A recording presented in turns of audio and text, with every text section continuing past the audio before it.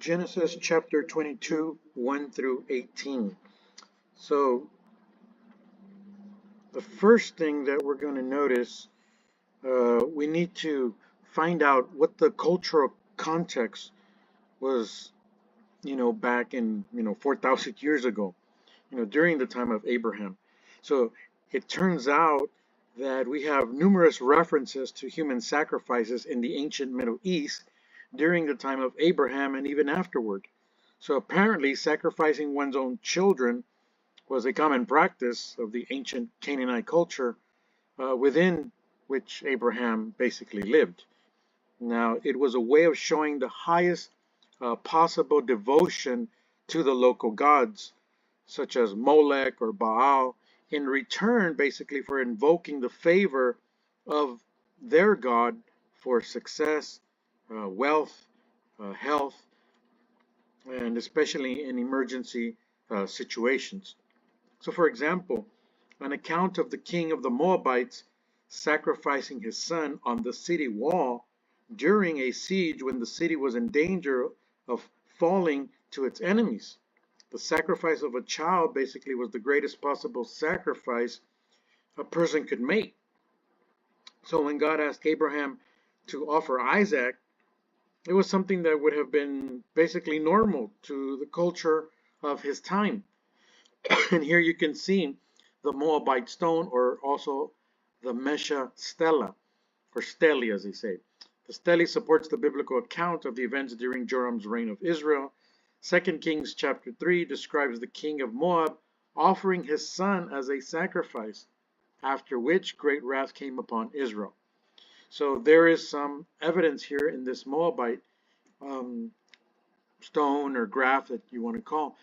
And so what does this mean for us? Well, never before or since did God ask for the sacrifice of a child. In fact, about 500 years later, when the sacrifice of children had become even more rampant among the Canaanites, God commanded Israel to never sacrifice their children as burnt offerings, referring to the practice as an abomination. So verse 1, chapter 22 Genesis says, sometime later God tested Abraham. He said to Abraham, "Here I am," he replied. And so notice that it says that God, or Elohim, we have here, tempted Abraham. So here you can see the word is tested in the translation of the Greek. But here with the arrow, this O, what they call in Greek, is the definite article. Well, what does that mean? Well, that would be equivalent to our the. So it's not just any God, it's the God, Theos, the God, tested. Okay? And so this is from the Greek Septuagint, BC 250. Now, there are various Greek Septuagints. I think there's 4. And so when we're talking about the Greek Septuagint, well, which one are you talking about? So there's different ones at different times. Right now, we're not discussing that. We might discuss it in another study. But here is the Masoretic text, as I've mentioned before. Notice the date. It's about, I'm rounding it off to make it easier. It's 1000 AD. Okay? And so the word here in Hebrew is nasa, or that's how you can pronounce it, nasa. It's to test. Now here, Elohim did tempt. And tempt is wrong. It should actually be test. Just like in the Greek Old Testament, it says test. Okay? And so there is a difference between testing and tempting that we're going to discuss. So with the exception of verses 11 and 14, it uses Yahweh. This one uses Elohim, basically to refer to God. And so this tells us that there's different writers. One that they call the Yahwistic writer, because he was always writing Yahweh, and the Elohistic writer, which is he's writing, Elohim. And the Elohim writer is usually somebody from the north, and the Yahwistic writer is usually somebody from the south. Remember, Israel was divided into north and south. And so this first phrase is a preparation. It says, now it came to pass after these things. After what things? Well, after the things that are mentioned in the previous chapter. Abraham's first son, Ishmael, then departs. there is an altercation that Abraham has with one of the local leaders that gets resolved. And then the birth of Abraham's second son, Isaac, takes place. So it's a lot of these things that it's referring to. And so Abraham went into a period, you can say, of rest, chapters 21, verse 32. Now, there is little description about it, but it says, thus they made a covenant at Beersheba. So Abimelech means local ruler, rose with Phicol, the commander of his army, and they returned to the land of the Philistines, or the Philistines. Then Abraham planted a tamarisk tree in Beersheba. So it's a little evergreen that grows in that area. In Beersheba, and there called on the name of the Lord, the everlasting God. And Abraham stayed in the land of the Philistine many days. So most scholars believe that the many days is the interval between chapter 21 and chapter 22. And I mean, it could have been up to a few years. So it was a period of rest for Abraham and Sarah and even Isaac. Now, Abraham is in Beersheba with his wife. Isaac is born there. So it's the most satisfying time for the family. They're at rest. So Isaac's name means laughter. Okay, so here's the point. This restful time was a time of preparation for the storm Abraham would later face in chapter 22. So we need to be aware of that word. Again, test it. And we said before, it's the Hebrew nasa, and it means to prove value, quality, the worth of something. Now, the King James says that God did tempt Abraham, but there's a huge difference between temptation and being tested. Now, James 1, God cannot be tempted, nor does God tempt anyone. So here's the difference. Satan tempts you, God tests you. Satan tempts you to bring out the worst in you, but God tests you to bring out the very best in you. So that's one way you can remember. Sometimes it's hard to tell the difference, and you wonder, am I being tempted or am I being tested? So verse 2 says, then God said, take your son, your only son, whom you love, Isaac, and go to the region of Moriah. Sacrifice him there as a burnt offering on a mountain I will show you. Now, the very occurrence of the word love in all of Scripture appears in this verse. This is the very first time. So what's interesting is to note, what kind of love is this? Well, it is the love of a father for his son who is about to offer him. Okay, so in this test, God touches the most sensitive nerve possible in Abraham's life. You know, his son, Isaac. Why? Because of all of God's purposes, basically were wrapped up in Isaac. Now, we know this is a test. How do we know it's a test? Well, it says so, right? Because God is saying, sacrifice him there as a burnt offering. Okay, so we're not in the test, we're just reading about it. He tested him. We know it's a test. He didn't know it was a test, Abraham. God didn't come to him and say, hey, this is a test, like the emergency broadcast network. This is only a test, right? He didn't have that advantage. The test just showed up and he went through it, right? So here God, gives this command. When he hears this test, it's to do the unthinkable. And so Isaac means laughter, as we said before, but Abraham is not laughing, okay? And so, again, this is the first time the word loved is introduced. Agapenton, there it is, agapenton, beloved or loved, right? In the Hebrew, it's ahab, or some would say ahab. And so that is that word. And so notice also that it says, take thy only son, Yitzhak or Isaac, whom thou lovest, right? That is from a King James version. And so this is no laughing matter. His heart is shattered. It is grieved. This poses a dilemma for Abraham. Abraham means exalted father. Now he had the title, but no children. It's kind of hard to live with that. What's your name, exalted father? Or where are your kids? Well, I don't have any, but I have one promised, but I don't have one yet. See how embarrassing that could be for Abraham or Abram? Then God changes his name to Abraham, father of multitude. So, chapter 22, he has two children. One departed, that's Ishmael. One is left. God says, offer him. That's the dilemma.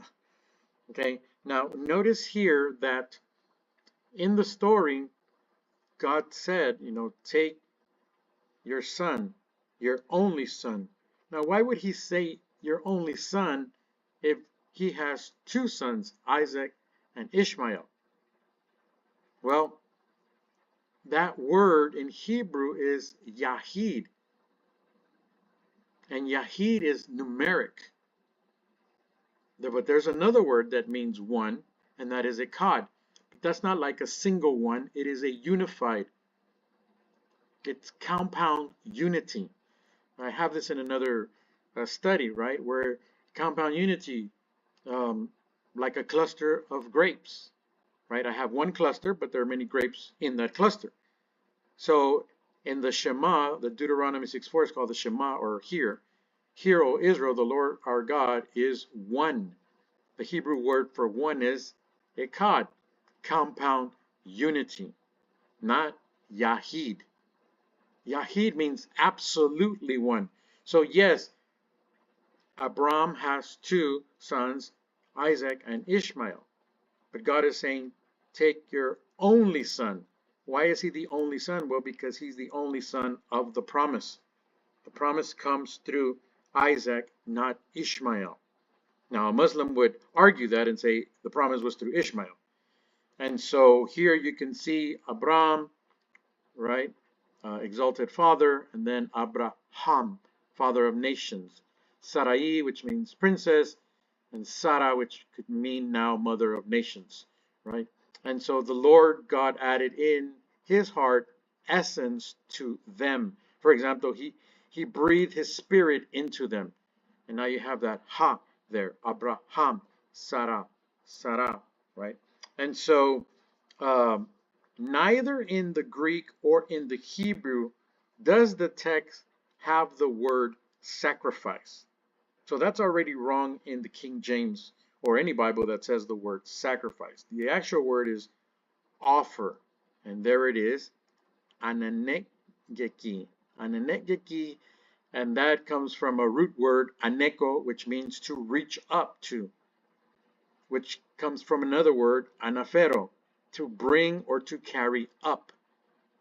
Now, if it were a sacrifice, the Greek word would be thysia.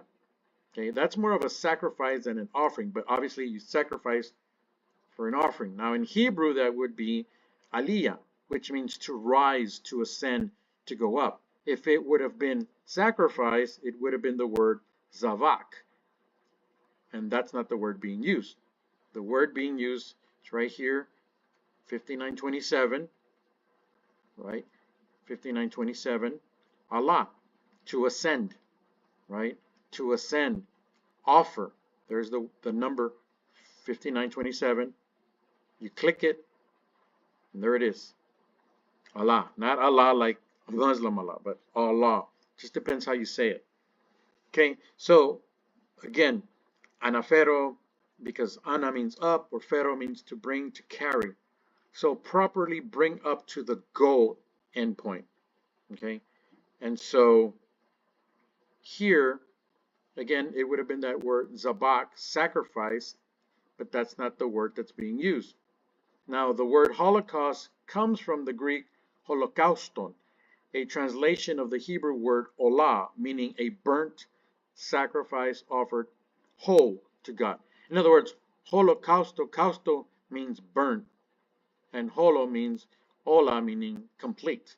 So this word was chosen and gained wide usage because in the ultimate manifestation of the Nazi killing program, the extermination camps, the bodies of the victims were consumed whole in crematoria or open fires. Okay, so that's where Holocaust comes from. Burnt, complete. That's basically what it means. But again, the word sacrifice is not in the text. And why is that a problem? Well, it's a problem because in the movies or in the cartoons or in coloring books, it'll say that, Abraham was asked to sacrifice his son. And it never says that word sacrifice. It just says offer him up. Remember all those words that we saw earlier that mean up, to ascend. Okay, so did you know that the story of Hagar and Ishmael basically parallel the story of Abraham and Isaac? So in both stories, a parent believes that the death of a beloved son is imminent. In both, an angel of the Lord comes with deliverance. Now, when Abraham is going to offer Isaac, the Bible doesn't say the angel appears. It just says that the angel called out from heaven.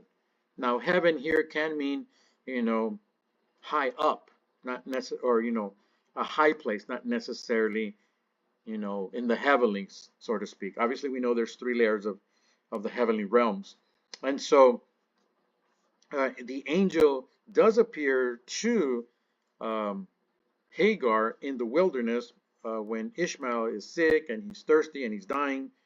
And so God opens the eyes of Hagar, and basically she sees a well that will bring saving water.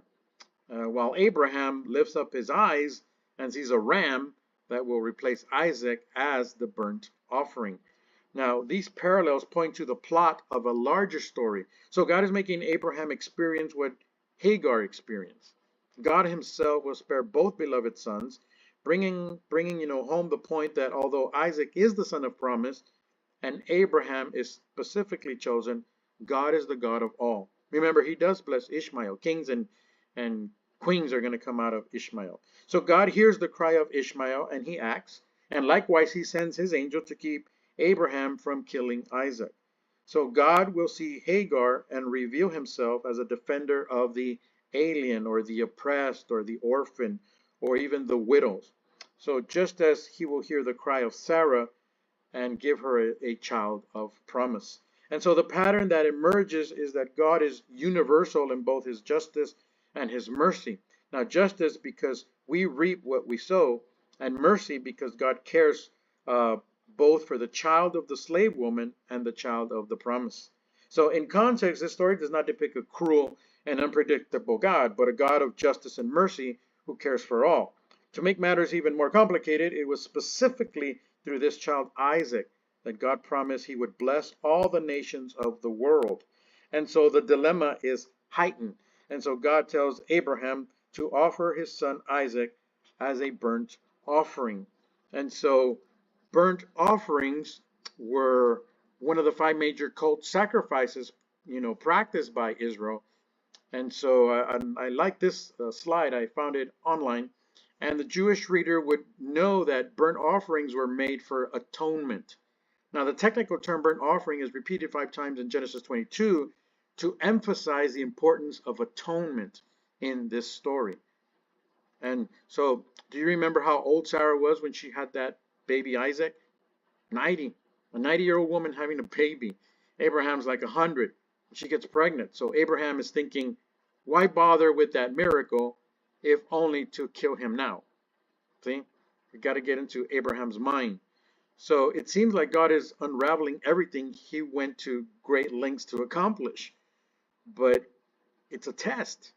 So there was a preparation, and then there was a test, an examination. Third phase is submission. Verse 3. Early the next morning, Abraham got up, loaded his donkey.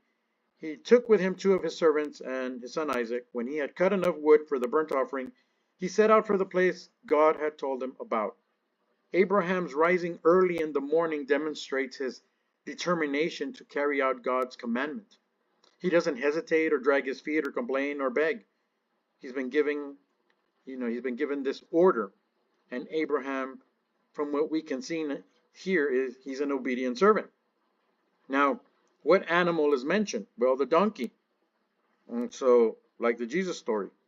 Now, Abraham's response to God's command seems to be prompt, immediate, and without question. Nothing is said about his emotional reaction. It just says, well, do this, and he did it. Why? Well, you don't need to really say anything about Abraham's emotional reaction. We already know his emotional reaction. It's unnecessary for the text to tell us. He was grieved. Whoever the writer is, he felt that he didn't need to tell us. Any father would be grieved by this point. Now, notice here these slides, the northern and southern donkey. These are the lights, okay? And so they're called the northern and southern donkey. Now, this would actually be Cancer, and so they're writing on Cancer, and supposedly in between them there's what we call a manger. And that's very interesting. Now, donkeys were always ridden by the gods in Greek and Roman mythology, right? Now it's interesting, like, why does Jesus choose to use a donkey if it's an unclean animal? It's not kosher, so to speak, right? Well, because Jesus is using the donkey as a representation of the Gentiles. Hey, remember, if you're not Jewish, you're then a Gentile. You're an unclean. And so the Jews saw themselves as, we're the clean ones because we're the chosen ones, and the ones who are unclean are the Gentiles. And so Jesus rides on a donkey, demonstrating that he did not just come for the Jews, but he also came for the Gentiles, right? And so this one is very interesting. Did you know that a donkey is the only animal in the world with a cross on its back? You can kind of see the cross, right? Jesus, the Messiah, came into Jerusalem on the cross, and he also left Jerusalem with a cross. Coincidence? This person says, I don't think so. Thank you, Jesus, for taking all our sins on you. Okay, so a lot of those slides that I find them online, but sometimes they have things that I don't agree with, but maybe I like the image, or there's something I need to explain from the image, and so I will use that image for it. And so back to Abraham, he probably got no sleep at all the night before. He tossed and turned. He was restless. I mean, any parent who is going to have a child go through maybe an operation or surgery the next morning, they're not going to get any sleep. So they're worried about what the possible outcome could be, right? So I'm sure his mind was racing the night before, that day on that walk up as he, bound with his son. His mind was racing, with all these thoughts like, what about all those promises God gave me about this boy? What about that thing about the stars, and my descendants will be more in number than the stars of heaven? And more than that, what am I going to tell Sarah when I get home? What am I going to tell her about the God we trusted in and the son that no longer is alive? So all these things are going through Abraham right now. And verse 4 tells us, on the third day, Abraham looked up and saw the place in the distance. In other words, it was a 3-day journey to get there. And on the third day, he sees it. Well, what does he see? Moriah, not Mariah Carey. So what is Moriah? Well, according to 2nd Chronicles, it tells us that Mount Moriah was the place that a man named Ornan had a threshing floor on, and David bought it, and Solomon built a temple on it. So the temple was built on Mount Moriah. Mount Moriah is a ridge of mountains in Jerusalem. So if you go north of the temple area, Mount Moriah goes to the peak, the very pinnacle, so to speak. The pinnacle is called Golgotha, right? Or as we know it as Calvary, right? Or Calvary. So the place where Jesus obviously later would be crucified. So that was the peak of Mount Moriah. Now, some modern biblical scholars think the name is a reference to the Amorites instead. Why? Well, the word would have lost its initial A phenomena that was quite common in ancient literature. So, according to these scholars, the name should be interpreted as meaning the land of the Amorites. And you can see here in the Greek Septuagint, Amoria. See, it has the letter A. So some scholars suggest, well, in the translation and copying, maybe the A got lost somewhere, and it becomes Moriah. And so the land of the Amorites could be possible. It's a certain highland inhabited by the Canaanite mountaineers. And so the Septuagint indeed refers to the location, as we can see here, as Amoriah. However, other scholars identify the place with Moreh, where Abraham built an altar, according to Genesis chapter 12:6, Moreh. So verse 5 says, he said to his servants, stay here with the donkey while I and the boy go over there. We will worship, and then we will come back to you. Now, the former governor of California used to say that, I'll be back, right? Abraham said, we'll be back. We, plural. That's a statement of faith. We will be back. To Abraham, this sacrifice became an act of worship. I'm sorry, not sacrifice. You see, we get used to that word. But this offering becomes an act of worship, to turn your worst times into your worship times. It's dark, it's bad, it's horrible. Pause, look up, knowing God to be faithful and just and righteous and fully in love with you, and worship Him from that place of pain. Turn your worst times into your worship times. So verse 6 says, Abraham took the wood for the burnt offering, and he placed it on his son Isaac, and he himself carried the fire and the knife, as the two of them went together. So the time reference is vague, but Isaac is now big enough to have a load of wood on his back. So we should imagine him at least a teenager, like Ishmael in the previous chapter. And so he is called both a Yeled and a Na'ar. And these are words that were used of Ishmael and the servant boys with Abraham. Yeled, here it says child, but it can also mean a boy. And so the Jewish historian Josephus describes Isaac as a 25-year-old who rushes to the altar, knowing that he is to be the victim. But in later rabbinic collections, Isaac is portrayed as an adult of 37 years, fully aware of what is going to happen to him. He not only accepts the role he is to play, but begs Abraham to bind him, lest he struggles in fear, right? Invalidating the offering, so to speak. So like Isaac, Jesus faced a sacrificial death at the hand of his own father. Like Isaac, Jesus too carried the wood on which he would give his life. So like Isaac, Jesus also carried it up to where? Mount Moriah. But that's where the similarities basically end. And so verse 7 says, Isaac spoke up and said to his father Abraham, Father. Yes, my son, Abraham replied. The fire and the wood are here, Isaac said, but where is the lamb for the burnt offering? Great question.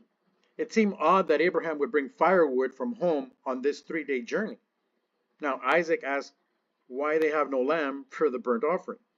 It would seem to have made more sense to bring a lamb from Abraham's flock on the journey and to find firewood, near the destination that they're going to.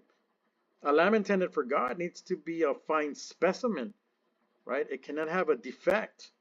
So how can they expect to find a grade A, first-rate lamb on this mountain? Well, verse 8 says, Abraham answered, God himself will provide the lamb for the burnt offering, my son. And the two of them went together. So as Abraham understands it, God has already provided the lamb, Isaac. If Abraham hopes that God will somehow spare Isaac, that hope does not affect his action. He never hesitates, never questions to carry out, God's command. In verse 9, when they reached the place God had told him about, Abraham built an altar there and arranged the wood on it. He bound his son Isaac and laid him on the altar on top of the wood. So Abraham built an altar long ago when he first entered Canaan at the oak of Moreh in Shechem in response to God's promise to give Abraham offspring in that land. And so now he builds an altar to offer the offspring through whom God has promised to carry out that promise. The details of building an altar and laying the wood gives us a sense of Abraham's deliberateness, right? And so he continues to press on, laying the foundation for the offering of his son, step by step, never hesitating or complaining or begging for relief. This causes us to ask how an old man managed to bind his young, strong son. If Abraham had stood behind his son and knocked him unconscious, the author would have told us. It seems more likely that Isaac, who has been trusting and compliant throughout the story, permits his father to bind him. Whether he understands that Abraham intends to kill him is open to question. Abraham continues in his obedience. If Isaac didn't understand what was happening, it's probably clear to him by now. And so the Hebrew word is akeda, bound, right? And so the the fearlessness of Isaac is emphasized in the fourth book of the book of Maccabees. Here we are assured that seeing his father, right? He's seeing his father's hand lifting the knife against him. Isaac did not shrink, although the Bible does not say one word about such, doubtful bravery on Isaac's part. On the contrary, to the report of the Bible and the book of Jubilees and the Antiquities of Philo, says that Abraham had not told Isaac, you know, evasively that God would provide a lamb in time for the offering. And so, but the knife, as you can see here in the Hebrew, is ma'akalet, metal, right? This is the Middle Bronze Age. So it's more likely a flint knife. Okay, so here's a flint knife right there. Flint knife is usually stone. Now, archaeologists have found numerous amounts of flint knives used alongside of metal knives for centuries, since flint keeps a better edge, better than copper or iron. So Abraham is certainly wealthy enough to afford a metal knife, but as a shepherd, he would need a very sharp flint knife. And so the writings, as we said before, in Maccabees and the book of Jubilees and Philo, he's a Jew. He writes about the life of Abraham. Give us a different interpretation of this story, which I just mentioned earlier. But now that same God is telling me to kill that same son. Either God is a little fickle or God is faithful. Obviously, God is faithful, which means when I plunge a knife into him, it's because God is planning a resurrection. Perhaps that's what Abraham is thinking. He's going to give another miracle. He's going to raise my son from the dead because that's the son God promised would be the heir. So preparation, examination, submission, and now the fourth phase is anticipation. Okay, in other words, this is where it's becoming clear perhaps to Abraham. Verse 11, but the angel of the Lord called out from heaven, Abram, Abram, here I am, he replied. So the angel of the Lord called out. Everybody remembers the original Charlie's Angels, right? So these are the angels. Remember, angels in Hebrew or Greek just means a messenger. And so we usually want to think it's an entity with wings and it flies and well, sometimes we have to understand what the wording is, right? If you're looking at the Hebrew, then it would be seraphim, right, or cherubim, because those are actually, some have the head of an animal and the body of a human being, and they have wings. And so angel again just means a messenger. So we can say that the messenger of the Lord called out to him from heaven. Well, again, what do you mean by heaven? Right? Because heaven can also mean in the Hebrew and the Greek the heights, maybe the heights of wherever the mountain is. Okay? Now, if you want to believe it's an angel with wings and it's calling from heaven, then it can be that too. If you just want to believe it's a messenger that God is using, like us, we're messengers of God and he's using me. Doesn't mean I have wings. So in times past, God has spoken directly to Abraham. But this time God sends an angel or a messenger to speak to him. What? To stay, right? To stop Abraham's hand. And verse 12, do not lay a hand on the boy, he said. Do not do anything to him. Now I know that you fear God because you have not withheld from me your son, there it is again, your only son, your Yahid son. And so sometimes people fear God because they fear retribution for their sins. But fear God in this context means something entirely different. It means reverence. It means faith that prompts to obedience. Okay, now there's the Hebrew word yirat. Okay, and so here can mean fear, dread, and terror. that which strikes terror. It's the Greek word phobos, right? And so, um, verse 13 says, Abraham looked up, and there in the thicket he saw a ram caught by its horns. He went over and took the ram and sacrificed it as a burnt offering instead of his son. Okay, so here for Jesus there was no ram caught in the thicket. For Jesus there was no substitute so that he himself could live. The Father in heaven went through with what only Abraham contemplated or almost went through. God sacrificed his son, so when Abraham lifted that knife, all of heaven must have marveled at how a man could love God so much. He is so obedient. All of heaven just stopped. But when Jesus died on Mount Moriah, on the cross, we can maybe guess that all of heaven was stunned at how God could love mankind so much. Okay? And so here the word for ram in Greek is krios, but it can also mean Arius. And Arius is represented as a sacrificial lamb in the Greek. Okay, so here in the Hebrew, it's ayil. Okay, ayil for ram. And yes, that is Paul McCartney from his first solo album, Ram. Paul McCartney is Jewish. The Beatles were Jewish. And so anyway, there you see the picture of the ram caught in a thicket, right? And so verse 14, so Abraham called that place the Lord will provide. And to this day it is said, on the mountain of the Lord it will be provided. Oh, did you notice that? As it is said to this day. So the writer, whoever's writing this, he is saying, as it is to this day, in the mountain of the Lord, it shall be. That's future tense. It shall be, right? That's pointing ahead. That's an anticipation. That's expectation of something else.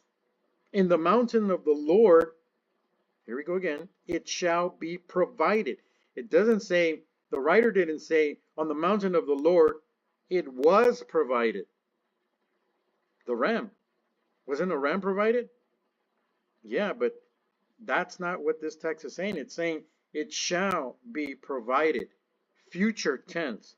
What's that future tense pointing to? What's there in the picture? Right there. In other words, this past event of Abraham and Isaac became a future anticipation and expectation, a preview of something else, a preview of coming attractions, as they say in the movies. In the mountain or the mount of the Lord, it shall be seen. It shall be seen. Okay, so the Lord will provide in Hebrew, Yahweh Yireh. Okay, Yahweh Yireh. Verse 15, the angel of the Lord called to Abraham from heaven a second time. Abraham, Abraham, right? So this second call from heaven emphasizes the importance of what has happened and the message that the angel now has to bring to Abraham. Well, what is it? Well, verse 16 says, and said, I swear by myself, declares the Lord, that because you have done this and have not withheld your son, here it goes again, your only son, right? The angel is still speaking, but quoting the Lord's words. And what does he say about the Lord? Well, that the Lord swears by himself. An unusual oath, because that word because is a very important word here. The Lord is about to, bestow promises and blessings on Abraham. And the reason is, why? Well, the reason he's about to do so, it's because you have done this thing and have not withheld your son. That's why. That's the because. So Abraham has obeyed God as faithfully as any person could. He was withheld, didn't withhold anything from God, not even the son of his old age, through whom God had promised to give Abraham's descendants, the son who would give rise to nations. Now, verse 17, I will surely bless you and make your descendants as numerous as the stars in the sky and as the sand on the seashore. Your descendants will take possession of the cities of their enemies. And so even with all the technology available to us, no one can count the stars reliable. Each time we improve our technology, we see stars that nobody has ever seen before. There seems to be no limit to the number of stars, and the same is true of the grains of the sand on the seashore. That is the meaning of God's metaphor here, that Abraham's offspring will be so numerous as to defy counting. The word infinite would stretch the metaphor because only God is infinite, but Abraham's offspring will be just one notch this side of infinite. So verse 18 says, and through your offsprings all nations on earth will be blessed because you have obeyed me. So chapter 22 is a prophetic experience. It is a picture, a preview of something else. And just reading the story, we can't help but notice the similarities between Isaac and Jesus, as we mentioned before. Right? Isaac was a miracle baby. God provided a miracle, to a 90-year-old womb and gave birth to that boy. And so was Jesus. He was born of a virgin. And you hear a lot of people say it was a miracle birth. No, it wasn't. It was a natural birth. The miracle was the conception, not the birth. Isaac was promised long before he was born, years before he was born. Jesus was promised years before he was born as well. Isaac was named before he was born. Jesus was named before he was born. Remember, the messenger said, you will call his name Jesus, for he will save his people from their sins. Notice something else in this text. Take now your son, your only son. Remember that? Or wait a minute. This isn't his only son, we said. He has two sons, right? So Hebrew calls him your only begotten son, right? The book of Hebrews calls Jesus the only begotten son. Just like Isaac is the only beloved son, the book of Hebrews calls Jesus your only begotten son. Even the Gospel of John calls him the only begotten. So you see, this was the only son of promise, not the son of the flesh. So God only recognizes Isaac as the only son, right? So what does that mean? Well, God gives a command, kill your son. 3 days later, he goes to the place, almost kills his son. The angel stops him, and it's like, phew, a moment of relief. So here's the point. Isaac, in Abraham's mind, was dead for 3 days. It was the third day, like the book of Hebrews said, he saw like a resurrection. He came back to life. I don't have to go through with it on the third day. However, this is very interesting. On the return from the mountain, Isaac's name is no longer mentioned. So here is the word Makarios, which is the Greek, which literally means happy or fortunate. We say the word bless, but the problem is that in Hebrew, there's like 3 or 4 words that can mean bless, and one of them is Barak, like Barack Obama, right? Blessed. It does mean to kneel, to salute, or to greet, to praise or adore. Okay, so the interesting thing here is that Barak is only used by God to bless human beings. And human beings in the Bible bless God, Barak God. Okay, but there's another word that can also mean, or is translated as blessed, right? And so when God uses that word, it's only used for human beings, and human beings can only use that word for themselves. They can never use it towards God. They can only use the word Barak towards God. Okay? And so when Jesus is saying, blessed are you, he's basically saying, you're fortunate. That's what he's saying. Fortunate are you. Okay? He's not saying like equivalent to Barak, like some special holy blessedness. And so with this, we end this study, and I hope you enjoyed it. Please subscribe and share with anybody. Also, remember that I will be putting up more of these types of studies. If these are the types of studies you like, I just like to get right to the point. I don't like to give you a lot of, um, blah blah blah blah blah blahs, and I rather just get to the point and get this study over with because there's so many more that we want to introduce to you. And so, what is the application? Well, when God tests our faith, will He find it genuine? Good question. Now, what happened to the ram? We know what happened to Abraham. He returned, and obviously Isaac would have returned too because he said it. And but then we don't hear anything about Isaac. Well, what happened to the ram? Yeah, tasted very good. God bless you. Thank you.